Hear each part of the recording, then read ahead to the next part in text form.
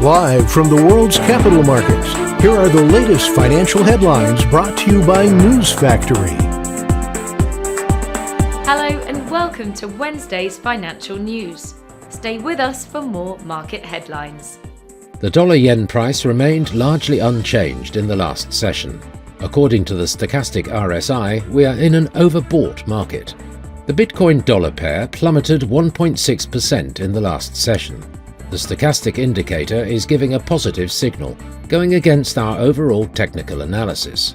The last session saw the gold fall 0.8% against the dollar. The ultimate oscillator is giving a negative signal, which matches our overall technical analysis. The oil-dollar pair plummeted 4.7% in the last session. The ROC is giving a negative signal. Coming up, the choices from our chief analyst for today. Oil prices fell after notching their highest gains in more than a month in the previous session, as global inflation worries overshadowed the prospect of possible OPEC Plus output cuts.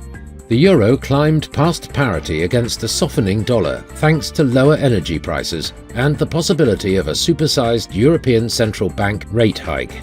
Crypto lender Hodlnaut said it had been placed under interim judicial management by the Singapore High Court after the troubled cryptocurrency lender suspended withdrawals earlier this month. Judicial management allows a financially distressed company to be restructured under court supervision. Those were today's major economic events, and now moving on to world financial headlines. Japan's annualized housing starts will be released at 0500 hours GMT. The US Chicago Purchasing Managers Index at 1345 GMT.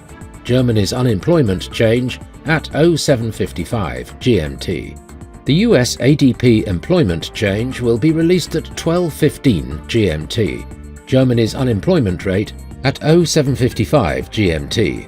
Australia's construction work done at 0130 GMT. We hope that you've enjoyed Wednesday's market outlook.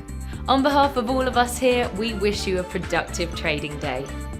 Be sure to join us tomorrow morning for the latest news and events from the financial markets.